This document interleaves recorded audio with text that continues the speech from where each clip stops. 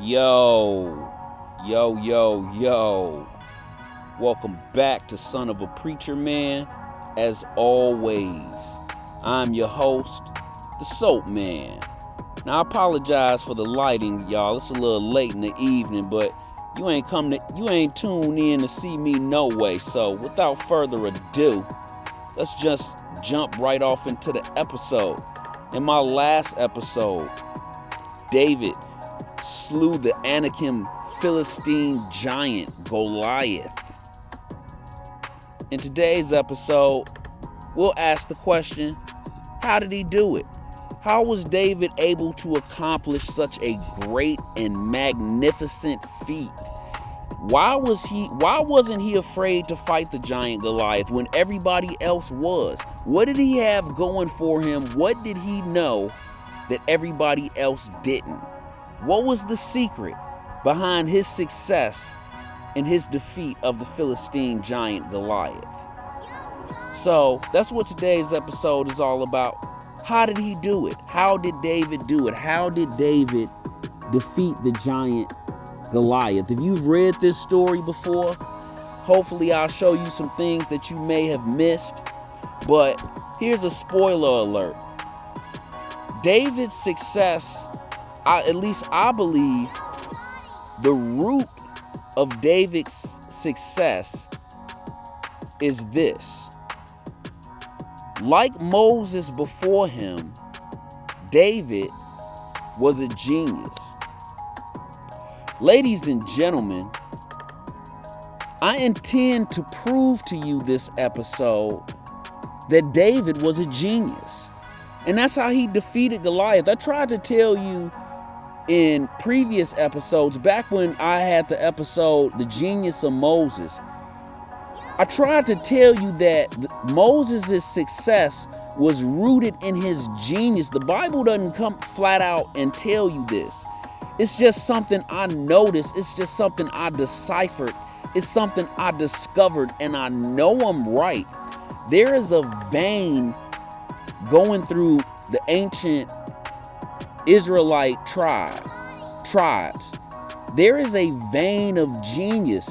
Abraham, Isaac, Jacob, Joseph, Moses, David, all these men were geniuses. The Bible doesn't tell you that. It just tells you of their success and the result of their genius. But when you start investigating why these people were so successful, the conclusion that I was able to come to is they were geniuses. Ladies and gentlemen, Son of a Preacher Man proudly presents the first book of Samuel, part 8, The Genius of David. Okay, so in order to break this story down and, extract the truth from it, we have to start off from solid ground. We have to start off from a strong footing. You know what I'm saying? And in order to do that, we got to, dispel all the rumors and fantasies and hearsay and legend. You know what I mean? And just strip the story of the battle of David and Goliath down to its bare essentials, okay? Down to the facts. No arguing about how big Goliath was. I think, at least I made an attempt to settle the dispute between whether he was 9'6" or 6'6". I believe he was 9'6". No need to exaggerate and fudge the numbers, making him bigger than he was. 9'6" is big enough. If that's not monstrous enough for you, then you're just Beowulf, dude. And I mean, you know what I mean? You can't be deterred. You're dauntless. Okay? Fighting a 9'6" dude would scare the hell out of me, and I ain't no pushover to let me tell it. Okay, so the first thing we got to do is, dispel the rumors. You know what I mean? Goliath was 9'6". He wasn't 20 or 30 feet tall. 9'6" is big enough. I also said in previous episodes that I was going to challenge the notion that David was some scrawny pipsqueak, some little midget trying to diminish his stature in order to, in order to embellish the story. It's no need for it. Even if David was 6 feet tall, which I don't believe he was, but even if he was 6 feet tall, Goliath was still significantly bigger. 9'6". It wouldn't have mattered if David was 7 feet tall. He is clearly outmatched in the area of stature. Okay, there's no argument there. But that's no reason to make him a dwarf. You know what I mean? Let me tell you this. Look at me for a second. Experts say that the average height of a man in the time of antiquity is 5'3". In order for the average to be 5'3", you have to have people that's taller than 5'3". You have to, if the average is 5'3", it's because some of the men in the pool, in the sample pool, were shorter than 5'3", and some of them were taller than 5'3". That's how it goes. I took statistics in college. That's how it goes. You can't have everybody shorter than 5'3" and have an average of 5'3". Mathematically, there must be people taller than 5'3". Use your common sense. There were people taller than 5'3".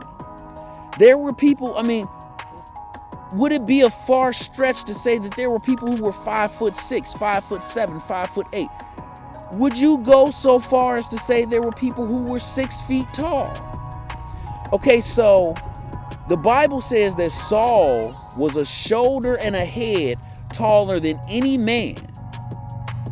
So if he was a shoulder and a head taller than any man, it's reasonable to believe that he was a shoulder and a head taller than a 6-foot man.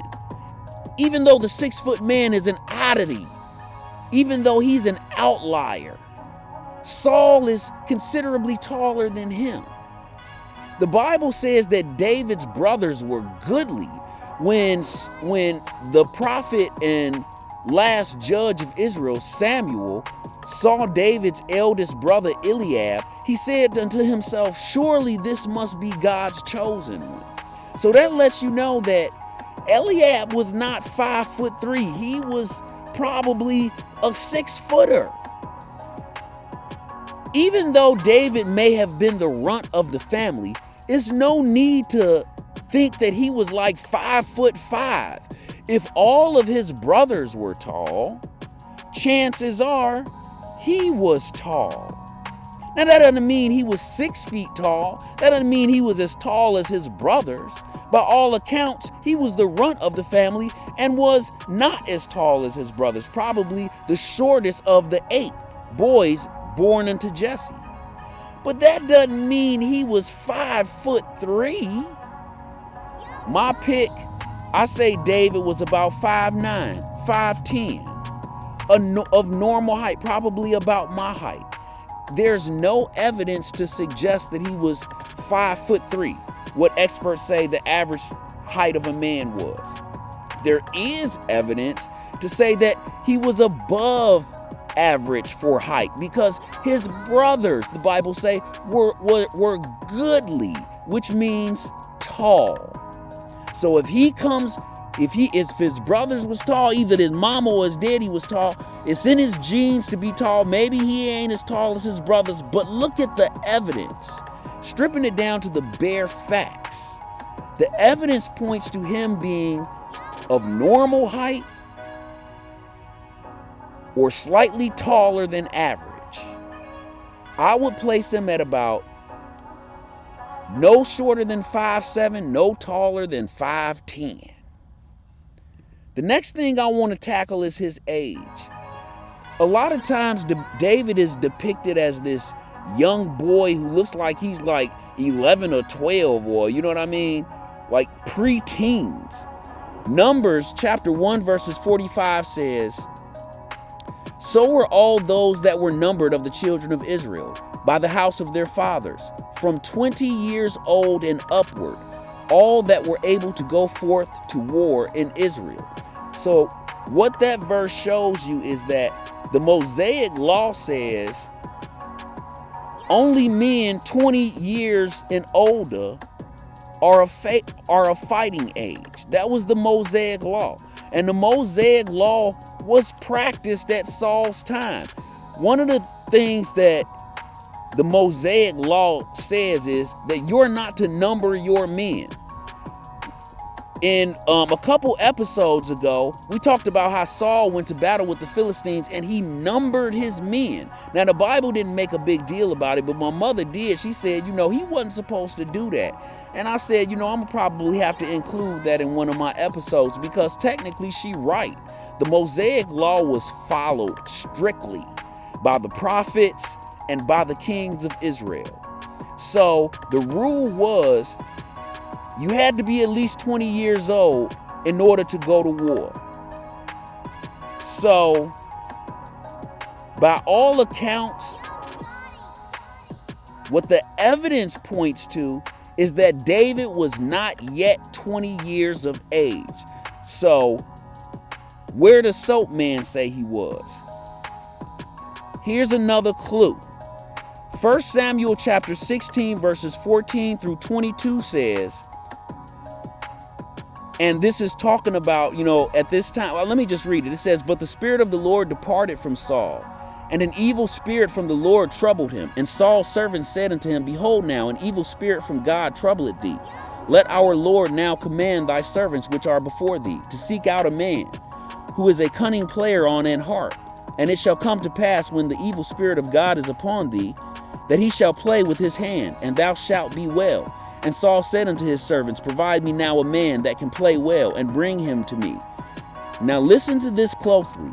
It says, then answered one of the servants and said, behold, I have seen a son of Jesse the Bethlehemite, that is cunning in playing, and a mighty, valiant man, and a man of war, and prudent in matters, and a comely person, and the Lord is with him. Now, this servant of Saul, he describes David as a valiant man and as a man of war. Now we gonna unpack this for like the next 5 minutes, and that's all I need, but just hear me out. We don't know anything about David. We don't know how he looked. We don't know how old he was. We don't know how tall he was. We guesstimating. But this dude, he does know David. He knows how tall he is. He knows what he looks like. And he knows how old he is.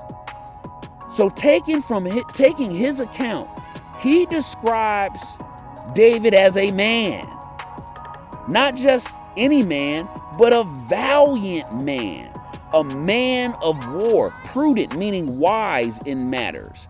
And a comely person. That means he's handsome. And the Lord is with him. Now just use your God-given common sense. Does this sound like he's describing a boy or a child? Does this seem to you that he's describing, I hope I didn't say disguising. Does it seem to you that he's describing a teenager? Where does Soapman put David?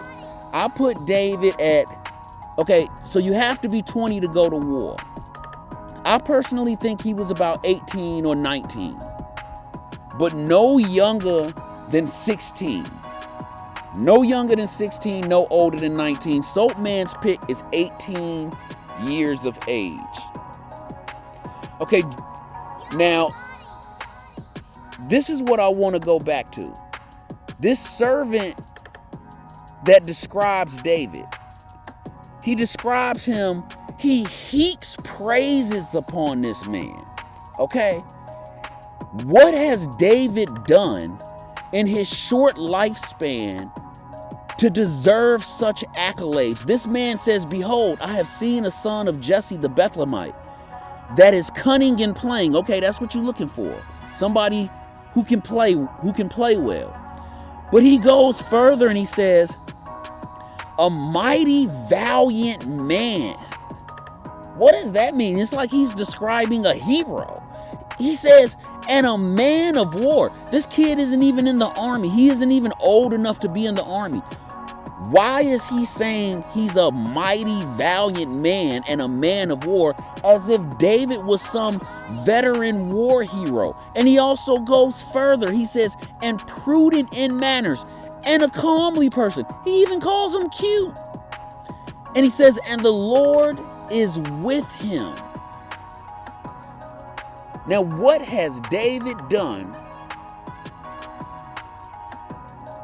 to deserve such a reputation? This is a soldier talking about a non-soldier. Go back to Judges chapter 13, verses 22 through 25. It was talking about Samson before Samson did any of the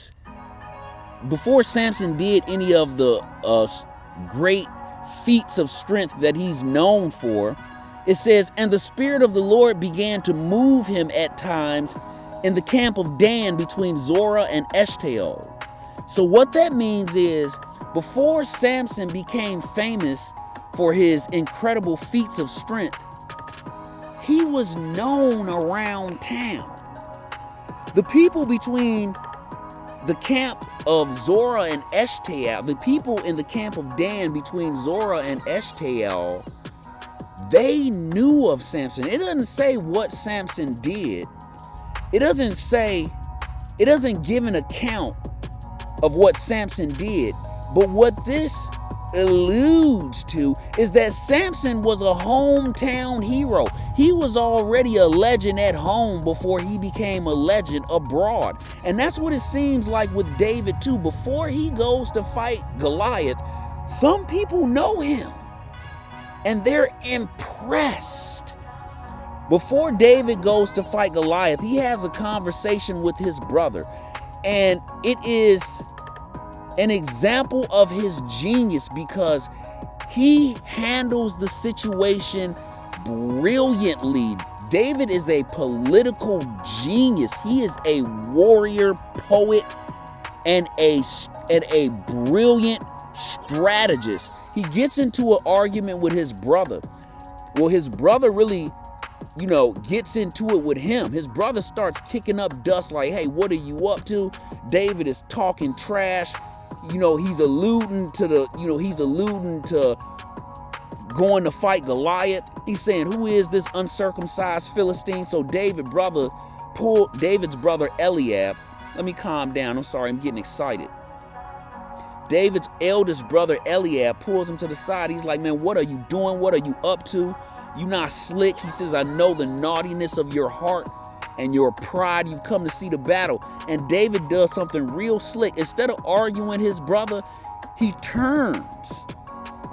You know what I mean? He turns away from the argument. He doesn't engage in an argument with his brother, but instead he turns to his brother's comrades, his brother's fellow soldiers. And he says, is there not a cause? He says, am I lying? Is there not truth to what I'm saying? And they start to have his back. He creates an absolute fervor. He gets them riled up. He gives this motivational speech. Anything his brother had to say is drowned out by his brother's friends and fellow soldiers. And his brother Eliab is helpless. He's helpless to die down this fire that David has just started. And so David, in kicking up all this dust and creating this fervor and creating this and riling the troops up, he wins himself an audience with the king. So not only does he dispatch his brother, not only does he finesse his brother, but at the same time, he kills two birds with one stone because his motivational rabble-rousing speech wins him an audience with the king. So now he's got to fight in order to go fight. He's got to convince the king, King Saul, to let him go fight Goliath. And so how he does this is another example of the genius of David. He tells King Saul a story about a lion and a bear. It's a story about two separate occasions. On both occasions, a beast comes out and steals his father's sheep. One occasion is a lion and the other occasion is a bear. And on both occasions, David saves the lamb alive. He says he saves the lamb alive from the lion, and the lion rises up against him, and he says he has to grab it by the beard. Let me explain something to you. We talked about Samson and a lion attacking him, and Samson, with his God-given incredible brute strength, rips the lion in half. David does this. He kills a lion also. He doesn't rip him in half, but David also kills a lion. And David's nowhere near as strong as Samson. And David says, not only did I kill the lion and all I had was a staff, not only do I kill the lion, but I saved the lamb out of his mouth. After saving, let me tell you, David says, let me tell you how I killed the lion. After saving the lamb alive from the lion turns on me and rises up against me. He says, I grabbed the lion by the beard. Let me tell you why I just took the time to go through that whole story meticulously. Because this is an up-close fight between David and this lion. Just like with Samson and the lion. This is an up-close fight. And David is nowhere near as strong as Samson. But he's still able to save the lamb and kill this lion. He says, I grabbed it by the beard. If you kill a lion with a staff, you know what you're doing. Okay? Boy, you kill a lion with a staff, you like Donatello with that bow staff. You know what you're doing. But he says, I grabbed him by the beard. This is an up-close fight between David and this lion.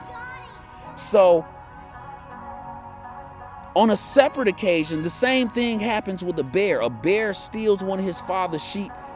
He saves the sheep from the bear and kills the bear. And he tells King Saul, boy, I'm Donatello with this staff. You just don't know. I'm Darth Maul if it was a lightsaber. Boy, I'm cold with the Force. The Force is strong with me. He says, and this Philistine will be just as that lion and that bear. I'm going to do this fool just like I did that lion and that bear. So, and here's the thing. Like I said in the episode before last, killing a bear, there's an argument to be made that is considerably more difficult than killing a lion. Lions get up to male lions, and we talking about in the Mideast. I don't know how big the lions was, but I don't think they was as big as an African lion. I'm saying a male lion, I'm thinking about 600 pounds tops. Okay? We got record of bears now over 1,000 pounds. There have been recordings of bears. I think the biggest bear was 1,500 pounds. But there are records of bears today clearing 1,000 pounds. And bears back in the day was probably bigger than these puny remnants we got roaming around here. They was probably like dinosaurs back then. And David was still able to kill this bear. How? If you can come up with a better solution or a better answer than genius, this boy had skills. Leave it in the comment section if you got a better answer, or an answer that can even rival. David, like Moses before him, is a genius, and I hope I've proven that to you. But if not, here's another example of the boy's genius. Okay, so he convinces King Saul to let him go fight Goliath. King Saul says, okay, if you're going to go out there with the best. Take my armor, take my sword. And it says David hesitated. He puts on the armor and he hesitated. Now, I said it was because of the armor was too big. But I don't have any proof of that. Okay? I said that because Saul was bigger than any other Israelite out of all the 12 tribes. David is not even as big as his brothers, and Saul is considerably bigger than his brothers. So that's why I said the armor probably didn't fit. But I don't know that to be a fact. But what we do know to be a fact is David, he hesitated and decided to take the armor off and just go out there in his shepherd gear. This is genius because it's going to pay off dividends very shortly. And I'm going to tell you how. Remember, we discussed Goliath. The Bible discussed Goliath's armor and armaments and artillery in great detail. It says that he had a helmet of bronze. It says that he had bronze scaled. It says that Goliath had a bronze scaled coat of mail.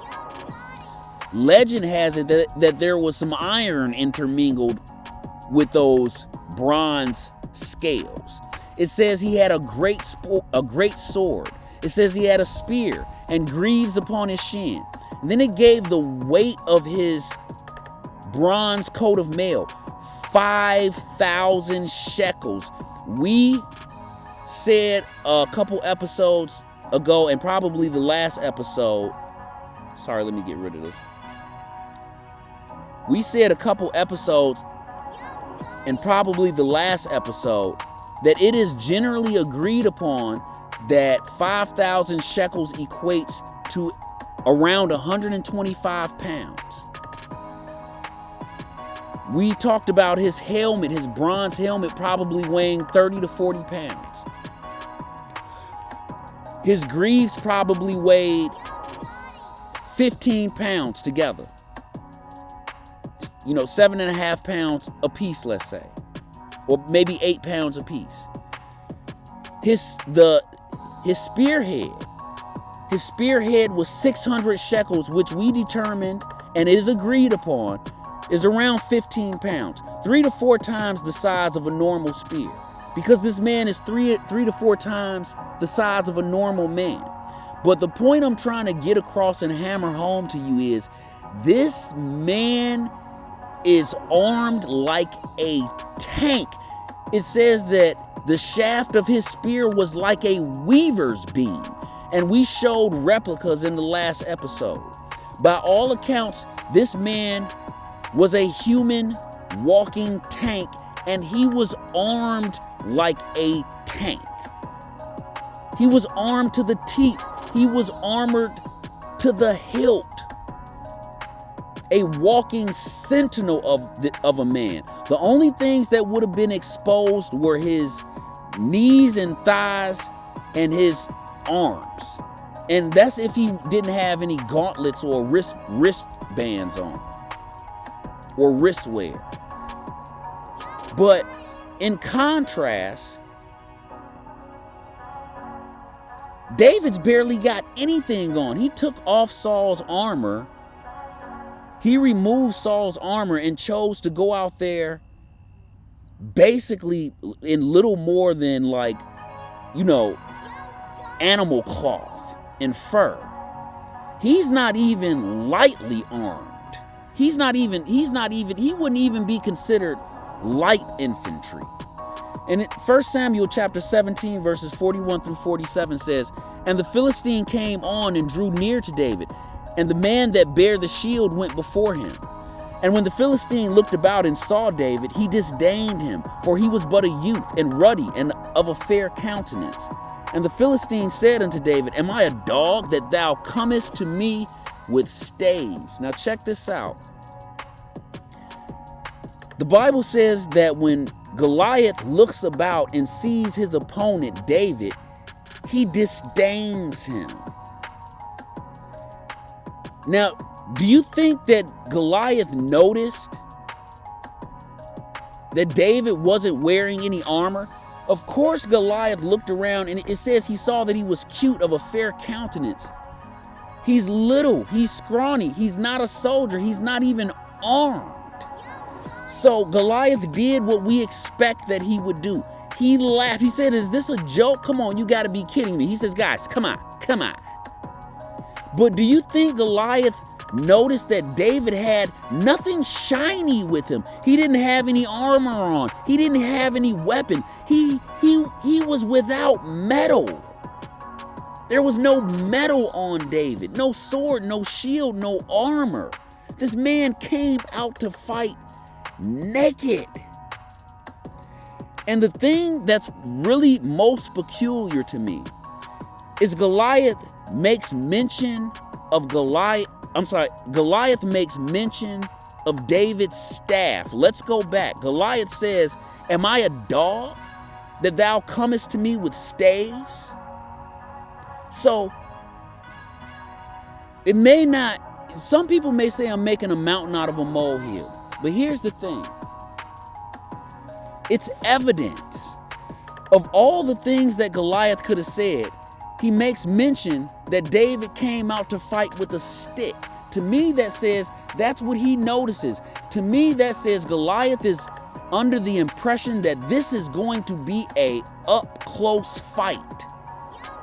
Goliath is under the impression that they are about to lock arms. He's thinking they're about to fight up close. And David has no intention of fighting up close. He took that staff out there as a backup plan. So already David's genius has negated Goliath's advantage. David's genius has negated Goliath's size advantage. He got Goliath, he about to catch Goliath on the dummy. Goliath talking about a staff. David's thinking, "Buddy, I didn't come out here with anything sharp, but it's all kind of bullets laying all around the ground.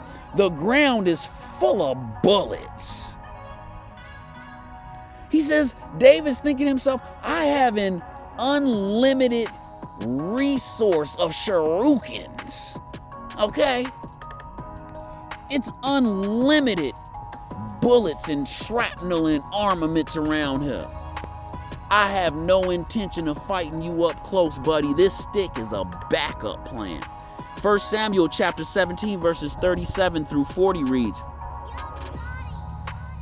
I'm just going to read the last part of this verse, of these verses, or of verse 40. It says, "And he took his staff in his hand, as Goliath just made mention of.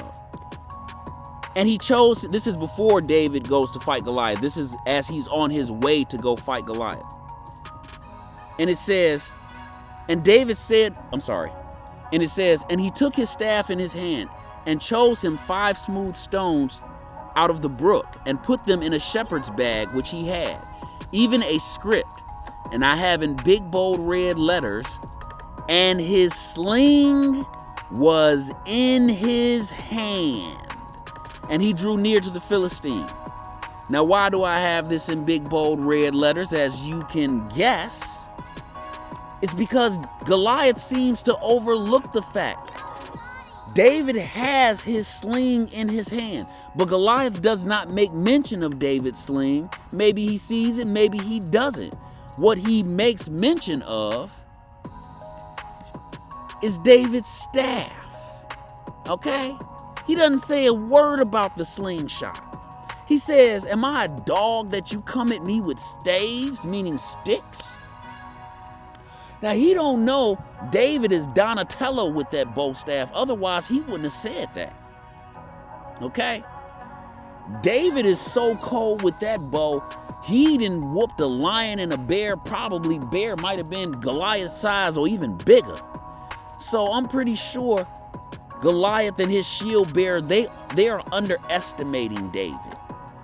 From him not having armor, to him not having weapons, to him being a young, cute boy. And they are making the biggest mistake of their life. David is deadly.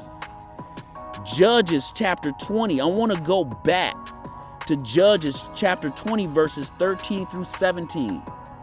It says, but the children of Benjamin would not hearken to the voice of their brethren. Okay, I'm going to skip that. I'm sorry. First, let me tell you the reason I'm going back. Speaking on this slingshot, it's a perfect segue to what I want to talk about next and why David beat Goliath, or how he was able to defeat Goliath. And it has to do with David's slingshot. Judges chapter 20, verse 17 says, and it's talking about the civil war between the tribe of Benjamin and the other 11 tribes of Israel, not including the Levite tribe because they don't fight. And it says, it's talking about the tribe of Benjamin, and it says, among all this people, let me go back a little further to the 16th verse. It says, and the children of Benjamin were numbered at that time out of the cities 26,000 men that drew sword. And beside the inhabitants of Gibeah, which were numbered 700 chosen men. Among all this people, there were 700 chosen men, left-handed. Everyone could sling stones at an hair breadth and not miss. Now here's why I went back to that verse. Here, if you see my pointer here, my black arrow in the Mediterranean Sea, I'm going to drag it over here to the tribe of Benjamin here in this yellowish orange. Okay, that's the tribe of Benjamin. It's the smallest of the 12 tribes. David comes from the tribe of Judah. It's a large tribe down here in southern Israel. In the southernmost part of Israel is the tribe of Judah and Simeon. Now David comes from the tribe of Bethlehem. You see my black pointer, my black arrow here. Here's Bethlehem located on this map I have here for you. If you notice, here's Benjamin here on this map. It's in pink, but it gives you a better look at the proximity between Bethlehem and the tribe of Benjamin. It's right there in the back door, and I showed you this in a slide in my last episode, David versus Goliath. How close David's home was to the battle between the Philistines and the Israelites. David's home was but 20-30 miles away from the valley of Elah, which is where the battle took place between David and Goliath. So what I'm saying to you is, the Bible talks about these 700 men in the army of Benjamin during the civil war in the time of the judges. And it says, out of the 26,700 men, 700 of them were left-handed and they were deadly with the slingshot. They could sling a stone at a hair breadth, at a hair width, and not miss. That means they were deadly they had deadly accuracy, is what that's saying. And David is from this area. Okay? My question to you is this. David is from that stock of people who are dead shots with this slingshot. And he's a shepherd watching his father's flocks. My question to you is, what do you suppose he was doing all that time he was watching his father's flocks? Think he might have been perfecting his craft? Think he might have been for 8 to 10 hours a day, every day, days on end, honing his craft, whetting his sword? He was probably out there in them deserts hitting all kind of stuff like, dude, I am cold. I'm cold with this sling and this stone. If people only knew. That's what he was probably telling himself. Folks, you may not recognize this character. His name is Bullseye. I used to collect comic books when I was a kid. And if I wasn't so busy today, I probably still would. And Bullseye was one of my favorite villains. Marvel, they never really did him right. To me, in my opinion, they always had him like kind of goofy. he was a villain in the Daredevil comic books, and he was, he was such a cold character, and you would often see him with these playing cards. And his superpower was he never missed. And so you would see him with these playing cards because he would kill people with these cards because his accuracy was so deadly that anything he threw at you, when he took aim at something, when he got you locked in his sights, it didn't matter what was in his hands, he did not miss. And he was an assassin by trade. He worked for the Kingpin, and he would often kill his victims with playing cards and baseballs and just random items like that you would just find laying around a house, because he was just so cold with the aim. But that's David, and Goliath has no idea. He's sleeping on this dangerous, deadly dude named David. Nice alliteration, Soapman. But Goliath, he has no idea who he's underestimating. If he did, he would have approached this fight completely different. But David, like Bullseye, dead shot, dead accuracy, deadly accuracy with this thing. He knows. David is a genius. He knows Goliath is going to underestimate him. He can see in real time. Goliath is asleep on him. And being the genius he is going to exploit it to the fullest. He's going to take full advantage. Now, I like this slide, and I included it because as you can see in this slide, David has a cloak and he's hiding his sling and stone. Now, I don't know if he actually did this in the fight, but I just like this slide, and I liked, that they portrayed David as obscuring his intent to drop Goliath from a distance. And I don't know if you may not notice this, but I'm gonna point it out. Look at this artwork of Goliath, and look at his shield bearer. It's the exact same dude. The Goliath is a bigger version of his shield bearer. They even have the exact same facial expression. Just a little fun fact for you there. Anyway, Goliath, to his own demise, underestimates David. David exploits it, takes advantage, and the rest is history. In fact, I doubt Goliath even ever knew what hit him. 1 Samuel chapter 15 and 55, and continuing into 1 Samuel chapter 18, verses 1 through 5.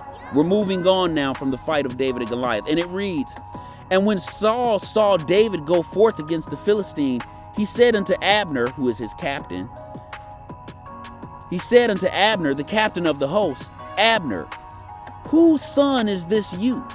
And Abner said, As thy soul liveth, O king, I cannot tell. And the king said, Inquire thou whose son this stripling is. And as David returned from the slaughter of the Philistine, Abner took him and brought him before Saul, with the head of the Philistine in his hand. And Saul said to him, Whose son art thou, thou young man? And David answered, I am the son of thy servant Jesse, the Bethlehemite. The Bethlehemite. And it came to pass, when he had made an end of speaking unto Saul, that the soul of Jonathan was knit with the soul of David, and Jonathan loved him as he loved his own soul. And Saul took him that day, and would let him go home, and would let him go no more home to his father's house. Then Jonathan and David made a covenant, because he loved him as his own soul. And Jonathan stripped himself of the robe that was upon him, and gave it to David, and his garments, even to his sword, and to his bow, and to his girdle. And David went out whithersoever Saul sent him, and behaved himself wisely. This is the genius of David. And Saul set him over the men of war, and he was accepted in the sight of all the people, and also in the sight of Saul's servants. 1 Samuel chapter 16, verses 14 through 22 reads, "But the Spirit of the Lord departed from Saul, and an evil spirit from the Lord troubled him. And Saul's servants," I'm sorry. The reason I put this slide up here is because I wanted to show you that at this point in time, okay, here we go. It says, "And when Saul saw David go forth against the Philistine, he said unto Abner, the captain of the host, Abner, whose son is this youth?" So what I wanted to show you right here was Saul does not recognize David as his harp player. David plays the harp for Saul when he's not in the off season, when he's not watching his father's flocks. But Saul, at the time David slays Goliath, does not recognize David as his harp player. He asks his captain Abner, he says, "Who is this? Whose son is this youth? Inquire who he is." Saul doesn't recognize this is the kid who's been playing the harp for him when he's having his bouts and fits of rage. I put this slide here, and I talked about it before, and I said I was going to prove that Saul didn't know who David was, and now I'm going to do it right now. Okay, so it says, now this is when, remember, Saul's servant, when he's having these fits of rage, Saul's servant, one of his servants at least, recommends David as a valiant man who's cunning and plain. And Saul says, "Okay, go get this guy." And Saul meets him. And so the Bible says, "And David came to Saul and stood before him, and he loved him greatly, and he became his armor bearer.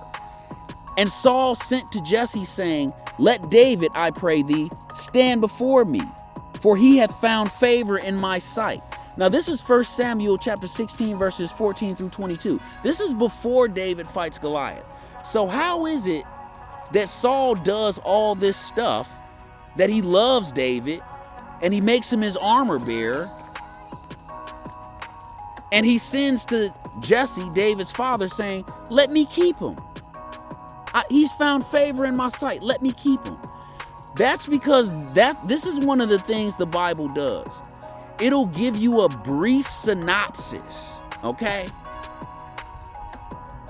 And then it'll come back and give you a more detailed version of that brief synopsis. When it says that David comes to Saul, and that Saul makes him his armor bearer, and that Saul sends to his father and says, "Let me keep him. I like him. He's found favor in my sight," it's telling you of what's happening and what's going to happen. It's giving you a synopsis over a period of time. It's saying to you, if you were saying this in modern terms, what it would read more like this: "And David came to Saul and stood before him, and he loved him greatly." And it would say, "And he eventually became his armor bearer." But the word "eventually" has not been invented in antiquity. At the time this was written, the word "eventually" was not invented. So they're telling you what's going to happen. And what's going to happen is Saul's going to end up liking this kid, and he's going to eventually send to his father and say, "I like this kid, let me keep him." And here's the proof of when he sends to his father and says, "I like him, I'm going to keep him." That's when David kills Goliath. See, it says, "And David went out." It says, "And this is the day, and Saul took him that day," the day he killed Goliath, "and Saul took him that day, and would let him go no more home to his father's house." So what you see is we have evidence that the day David kills Goliath is the day King Saul will not let him go home anymore. Because you already know King Saul is snatching up any valiant man he can find throughout all the land for his army. The Bible has already told you that episodes ago. We talked about that episodes ago. Samuel, the last judge, prophesied that Saul would do this, and Saul did it. So when Saul sees David fight Goliath, he's like, this kid ain't going nowhere. And that's when he sends to Jesse, David's father, saying, we like him, we want to keep him. But it's easy to get confused by the Bible because it'll give you an overview or a brief synopsis of something that has not yet occurred. I hope I didn't confuse you and I cleared that up. We almost done, folks. So I said that the Bible says that David beheaded Goliath, and I said he held the head up. The Bible didn't say that. I said he held Goliath's head up to show everyone that the deed was done. And this would have been customary back in those times.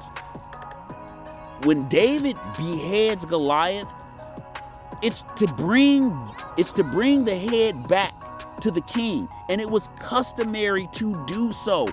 It was proof that the deed was done. But I believe David would have raised Goliath's head on the battlefield as soon as he cut it off, to taunt and provoke the Philistine army, to show his army, to show the Philistine army, to show everyone the deed is done. The giant is slain. He is dead. It's over. Done.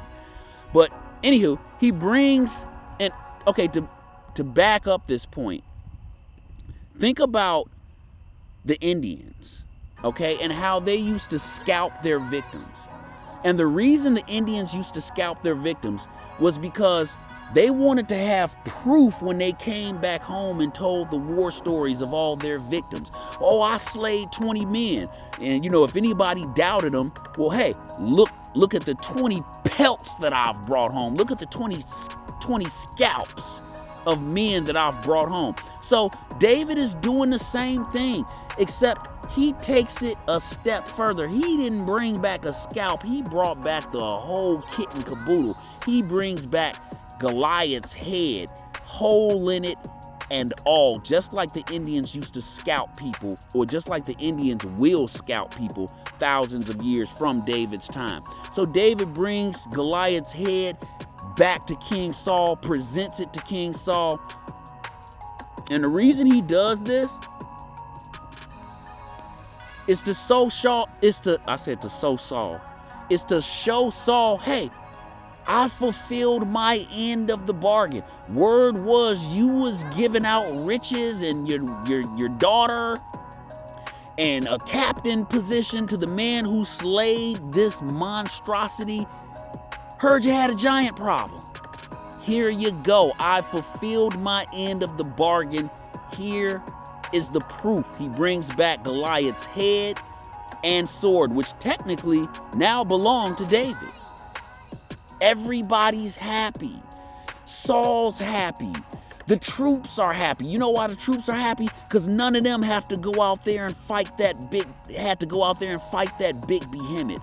On top of that, it gave them the motivation, confidence, and courage to attack the Philistine army, and they attacked them and slaughtered them all the way back home to their major cities, Ekron, Gath, and Ashkelon, or wherever else they came from.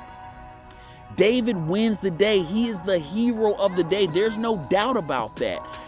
Defeating Goliath has launched him into legendary rock star status.